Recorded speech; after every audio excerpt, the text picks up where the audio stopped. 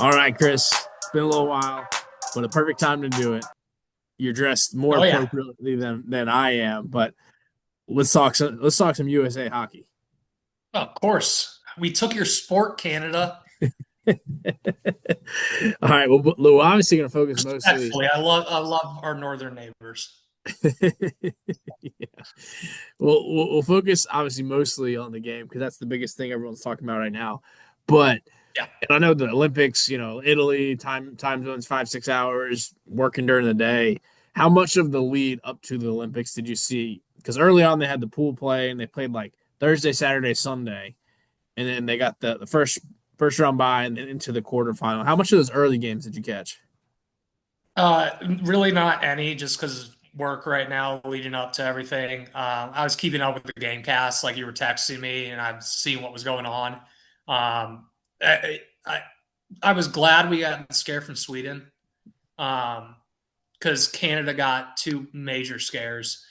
And we just coasted so much, and like the huge matchup coming up, and like Canada is the better team. We know that. I hate to say that, but I figured like they got two close ones, had to grind them out, and we got that scare against a really good Sweden team, and that might have put us over the edge. Got the scare and put that behind you and keep moving on.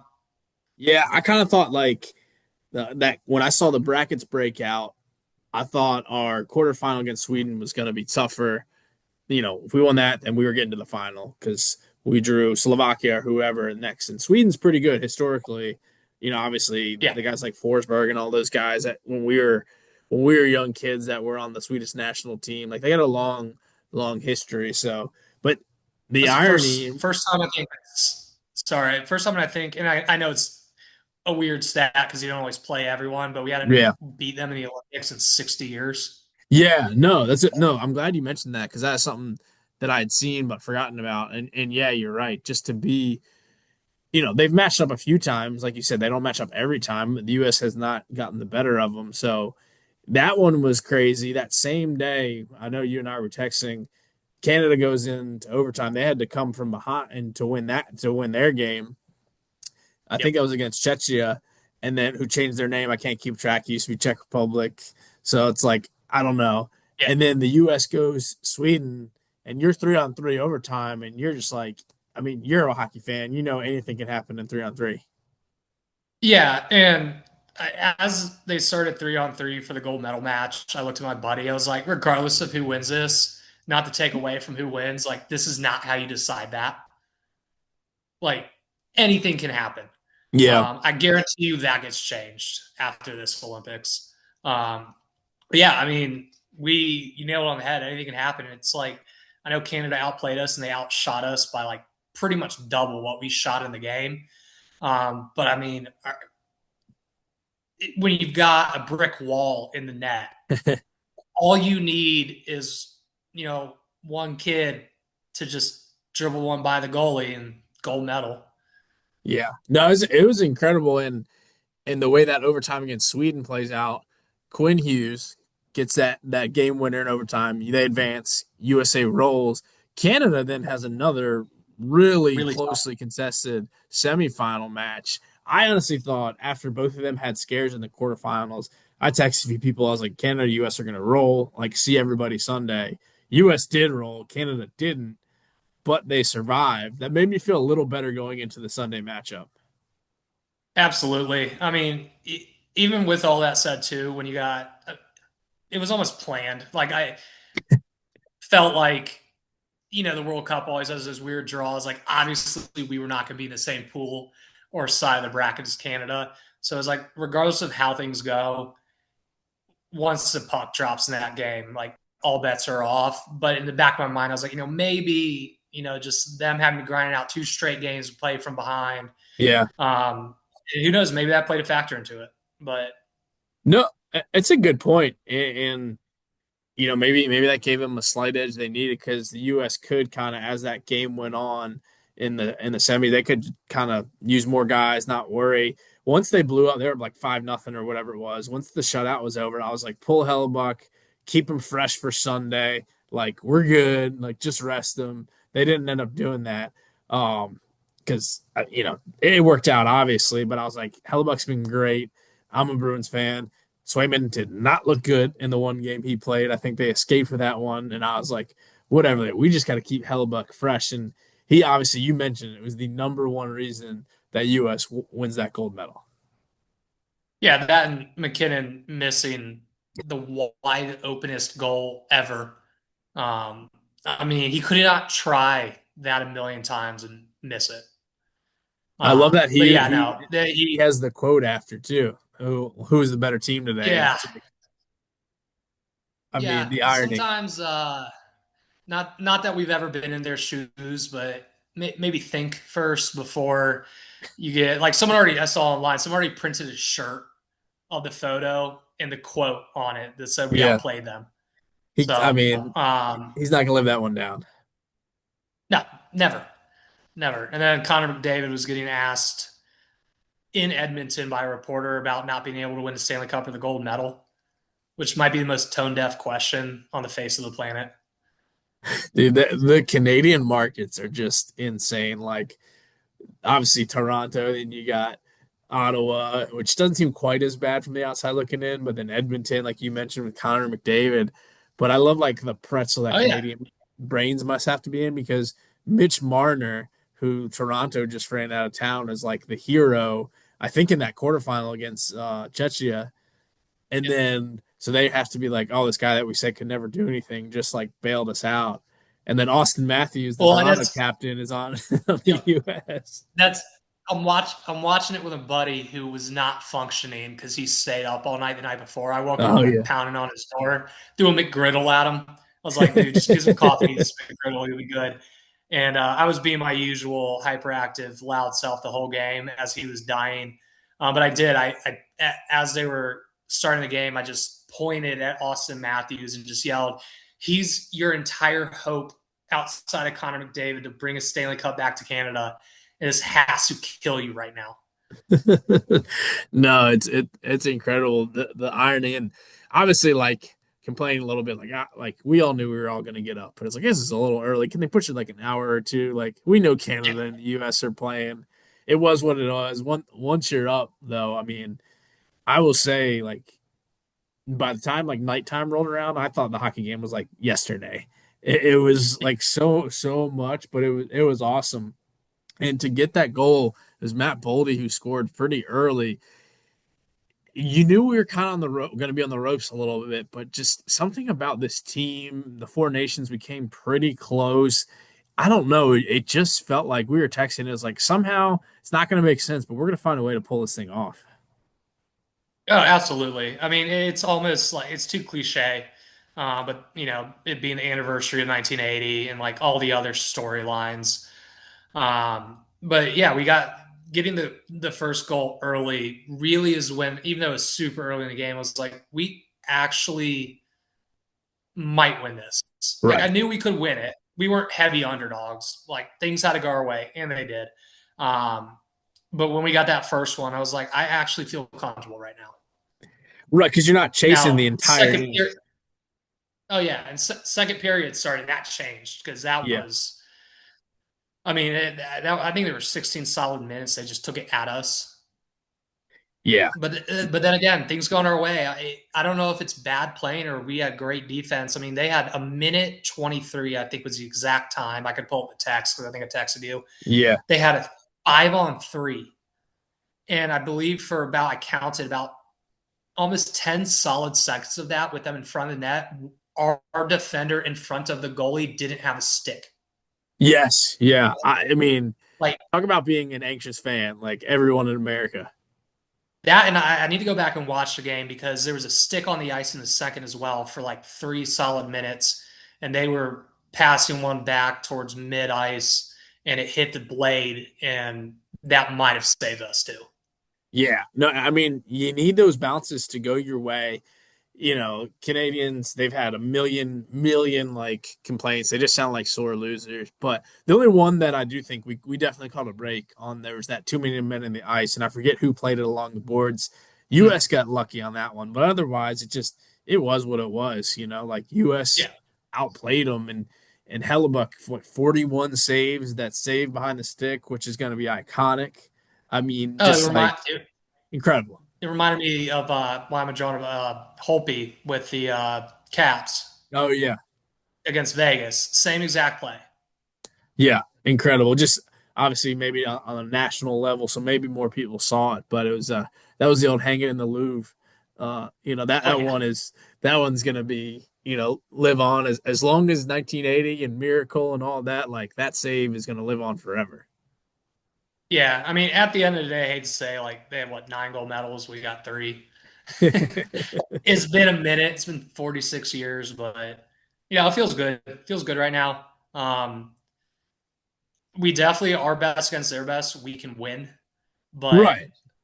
who knows? I mean, we could be talking in 12 years, and we might be pretty even across the board.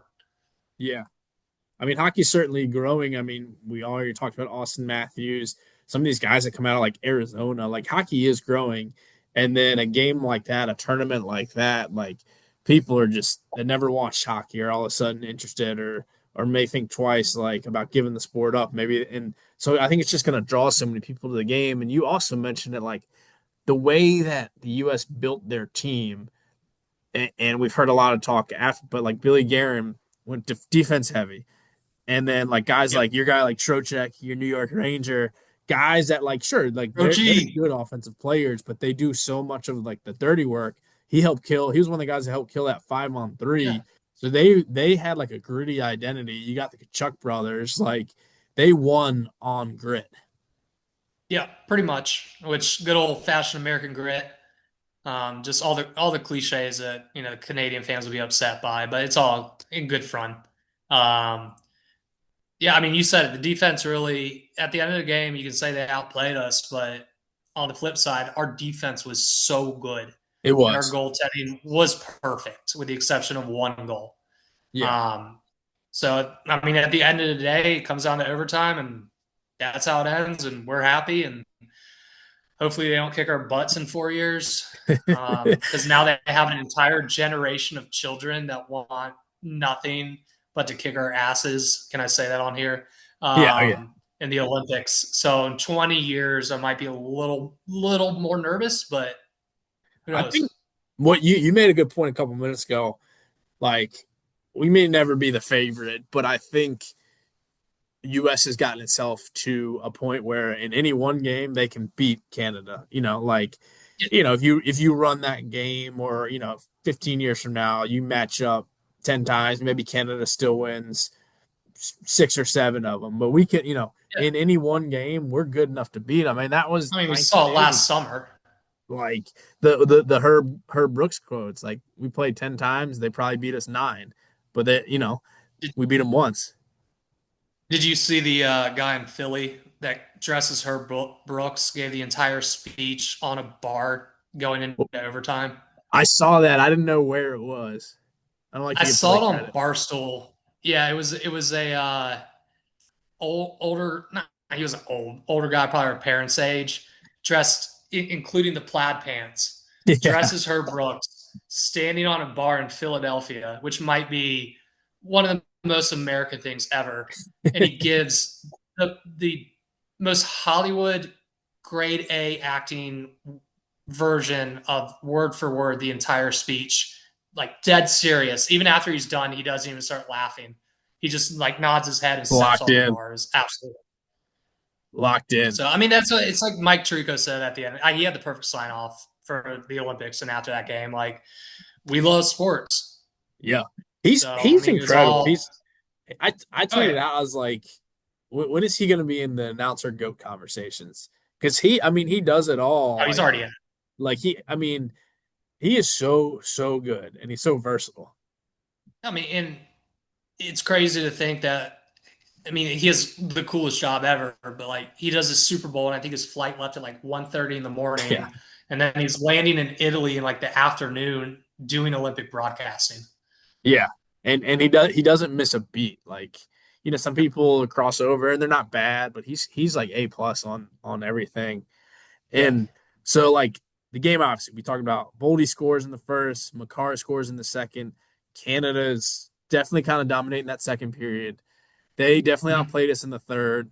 We have Hellebuck going to overtime though. Like you definitely, I don't know about you. I still felt like we were gonna win, but you do have those intrusive thoughts. Like if we lose this, this is gonna be so sad. Yes, yeah, absolutely. I mean, and looking back on it, because I haven't been able to rewatch a game.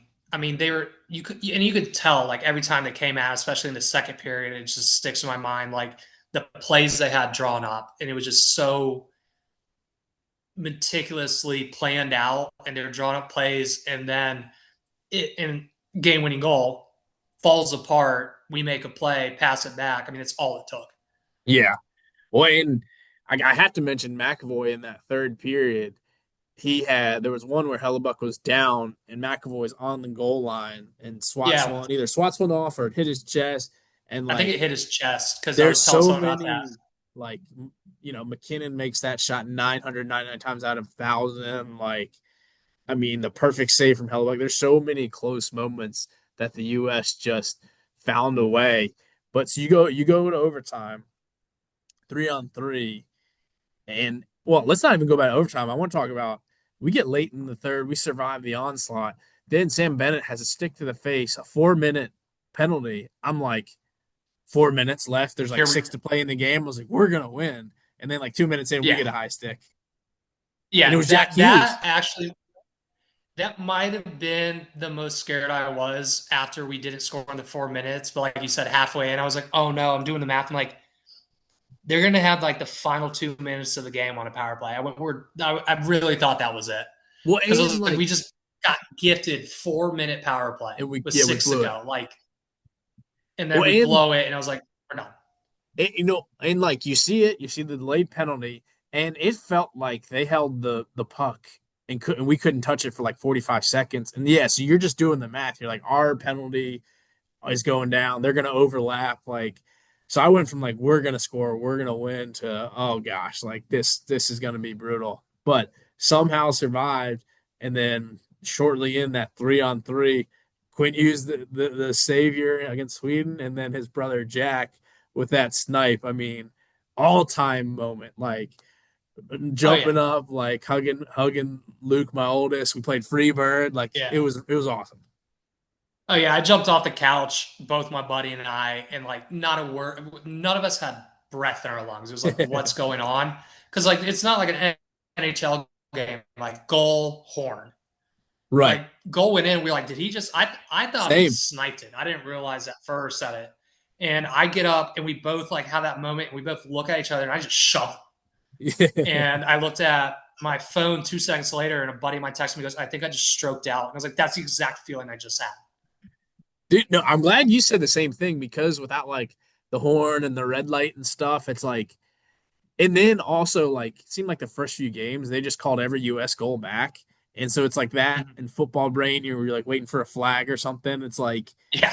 they The score late and you're holding like, call. right, you're like, wait, did he actually score? And then you're waiting for like some stupid review, and then so it like kept setting in like, oh my gosh, the whole team's on the ice is like we actually just Yeah. won. And like their fans outnumbered us by a lot. So obviously the crowd reaction wasn't as loud. And I mean, I've watched, and we all have the winning goal a million times. And like, even in slow mo, Jack Hughes, it's not until he's like turning around does he even realize that actually went in. Incredible, just incredible. And then funny to hear how he was like, "Oh, like I'm gonna be on Barstool because I took the penalty. This like I'm the Yeah. reason we lost." And then he ends up scoring. I mean, and then their mom played for the U.S. women's team, I Mhm. believe. Like, what a cool, like, incredible story. Yeah. I mean, hockey, and it's hockey. It also goes to show too how, I mean, it's grown tremendously, but how niche and small a community it has been. So it's just a great feel good story. I hope they make. I mean, it can't be a miracle. They got to make some movie out of this. Yeah, Get the yeah. next generation inspired. But Maybe it's PG-13. I don't know with these yeah, guys.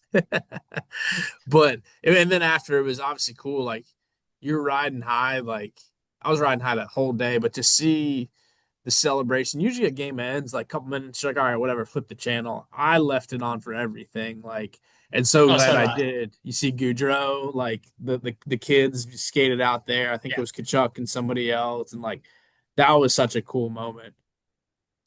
Oh yeah, I watched every second of it, and I mean, it just goes to show how much it means for these guys because you Yeah. saw the Canadian players, and like I was taking photos. I think I sent you one, and like not to make, I'm not making fun of them, but like how much it means to them that I was like, I might not be shocked if these guys leave that medal in the locker room because Yeah, like they're yeah, they're like putting their head down, and I have one photo on my phone, and I think it was McKinnon looking over at the guy next to him, and even the look on McKinnon's face of like, how dare you put that around your neck? yeah. Hey, But I then mean, like if the you're story, the Canadian women, silver shines just as bright as what they said. saw that. What a terrible, Yeah, terrible tweet, some poor intern. Um, dude. but yeah, like in the flip side with the United States, bring the Gaudreau kids on there, Yeah, showing the family in the stands. You couldn't have written a better ending. So yeah. it's No, why that sports are the was best.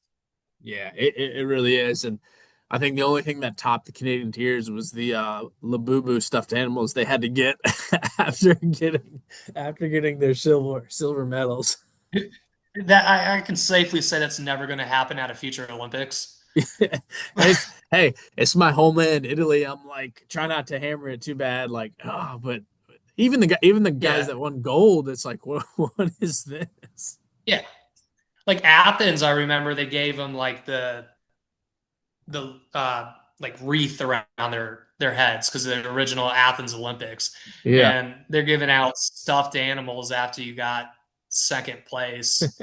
give them a Peroni or something. That was crazy too. Apparently, Oh man, there was one beer and it was Corona. Like what? But ugh. I mean uh, Corona's great, but I yeah, don't exactly want to was. be. I don't want to be in the locker room chugging Coronas. Well, it was a great Olympics overall, and then obviously the party Yeah, absolutely. pretty much just ended because the NHL started up last night, so some of those guys had to play Yeah, again. But that's the one. I mean, the Rangers are done, but the one flip side, like even if the Rangers are in contention, it's like, well, at least we didn't just have our absolute best player or players for some yeah, team just go out there for 2 weeks, and then just the emotional roller coaster. Like once that adrenaline comes down, like that's when their bodies are going to hit them after this. So yeah, who knows how that plays into the NHL season? yeah. I mean, and it's good you mentioned that because Florida is kind of like they're on the ropes. They may miss the playoffs. They have Marchand, Bennett, Kachuk. Like, they got a bunch of guys on those two teams, and Yep. like you said that, and they'll probably take it. They've just won the last two cups, so whatever. Like they can miss the Like, playoffs, but they that might be a factor to watch. It was funny before we came on here. I believe it was Tage Thompson for the Sabres. He scored a goal, and the caption was, "They're saying this is the most hungover goal in NHL history because he because he must have been the first one to score from all the U.S. team." my God. Yeah, and they probably didn't sleep for 48 hours. They were on a plane at like 4 in the morning after the Yeah, game, anyways. I don't know No, that, how they got much sleep at all, but it's cool. And obviously when hey, football's wait. over, that always stinks. But we're at a fun time of year with the playoffs coming up with hockey and NBA. Yeah, absolutely. And oh, I was just gonna plug Wade Boggs there. I was gonna say Wade Boggs, drank 64 beers on a cross country flight and bat 300 the next day. So I mean, some of these guys are just built different. This is You never know. true. Got some legends out there. But yeah, well, before we wrap up, let's switch gears because obviously I know you're a big NASCAR fan. We're a Oh couple of yeah, races in. I know you didn't get to catch much of the 500. What did you yeah, see like for those replays, or what was your thoughts? And obviously Reddick again last week. yeah. He's tearing it up. It's got to be really awkward for NASCAR right now after that settlement with 2311 Racing, and then they come out and like Bubba likely should have won. I mean, he's second in points. He's my guy. I know a lot of people don't like him. Whatever. Likely should have won. He was the best car in like both races. I mean, eighth place and 10th place, still top 10 finishes, won multiple stages, but Tyler Reddick comes out on top both times. And NASCAR after that huge lawsuit's kind of like not the most fun moment ever, but I Yeah. mean, it's it's a long season. We know Kyle Larson's going to be at their end. Chase Elliott's going to be there at the end. Yeah. But it's cool to see. I mean, Tyler Reddick has been good for the Yeah. last couple of years. He's a newer guy, and I mean, he might actually be a name. I know we just did Dega, or not. Sorry, why did I just say Dega? Daytona. Yeah. I look like an idiot. And then Atlanta. So two larger tracks, and anything can happen. But he's a legit driver. Yeah. No, absolutely. Like you said, he's been knocking on the door, and it's there's only one person that can win every week, so it's hard to get it done. Yeah, that Daytona, Elliott had a good run towards the end. He ended up getting wrecked. I think he was trying to race clean, and that kind of backfired. He got wrecked, but Reddick comes through. I thought Daytona was way more exciting than the Atlanta race. The Atlanta race wasn't bad. Credit to Reddick, and then I mean, you and I love NASCAR, but I don't even know how much I'm going to watch because we know what happens on the road track this weekend. Yeah, no, I'm not. I will not. I'm going to be driving back from Richmond anyways. So glad I'm not missing that race. I mean, just give it to Van Ginzenberg. Like, let's Yeah, call it right there. The best thing that he's amazing. He's obviously the best actual driver out there. right. Um, with that said, I'm really glad they got rid of the road course for the playoff. Yeah, Um, as amazing as he is on the road courses, I just thought it was not to say unfair because that sounds sour he grapes and it is dominates. Like, competition, but it's like the way your playoffs is set up and you get an automatic into the playoff. Like he was not going to make the playoffs and he gets right. in, and then you throw a road course into the playoffs for elimination. Like someone's Yeah, getting left out. yeah. No, I'm glad you mentioned that too because they kind of revamped their points and how you get to the chase and all that this year and the playoff structure a little bit. And it's not again, we're old now. It's not like when we were, 12, 14 years old before they had the whole chase, but it's more shades of that. It seems a little more true. So I like that they're kind of trying to go back a little bit to their roots. I don't think I'll ever love the stages where they just like stop the race, but like Yeah, no, it's that getting it's getting better, I would say. yeah, and it's just such a momentum killer. Right. And So, like you but get certain points for winning a stage, but like who really cares if I won the first stage? It's whoever wins the race. yeah, I mean, I think they kind of started floating the idea of getting rid of the playoff structure. I think ultimately they should go to a point structure with a playoff and maybe just tinker with Right. how they do elimination and like the final race where it just turns into you have four drivers on the track and whoever finishes the best of the four wins the championship. So everyone stays out of their way.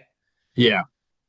And so I Um, pulled it back up because I couldn't quite remember. I remember being pretty happy, a month ago whenever it dropped. So it's 16 top 16 drivers. A win doesn't yeah. automatically get you in. So it's going to be the top 16 based on points, which is Okay. So which sorry. is before they did the chase, it was whoever won the points at the end of the year. So now it's kind of like Yeah, they're trying to tie in both like yeah, like if you're dominating the regular season, you're going to have the advantage going into the final 10 races, absolutely. but now like if you win one fluky race and you run 30th the rest of the season, you're not going to make the chase this year. So I Yeah. I really mean, love that format. so do I because I mean, just last year I had to sweat it out. I was like, Bubba's gonna get because I forget who won the like final couple of races, but it was just like Bubba should comfortably be in, not like top 10, but Right. he's gonna get left out because if one more person randomly wins a race, you just take the guy that's in like 10th place in points, he doesn't even get in. Yeah. Yeah. No, so I'm excited about that. And obviously hockey was the reason we were chatting, but had to do a little NASCAR minute, so I appreciate you uh, Absolutely, man. doing that. So, all right, Chris, this has been good. Always good Awesome. to chat, and we'll have to do this Always. again. Maybe the next time, maybe World Baseball Classic when the U.S. reigns supreme. Yeah, I think I think that'll work just fine. I don't even know when that is. I know it's coming up with the Aaron Jude Like jersey. first week Now of we got March, so another week or two. another week. Yeah, we got Arson Judd and or Arson Judge and Aaron Jude now. So the legend continues. So I'm gearing up for another heartbreaking Yankee season, buddy. All right. All right, man. We'll talk again. Awesome. See ya.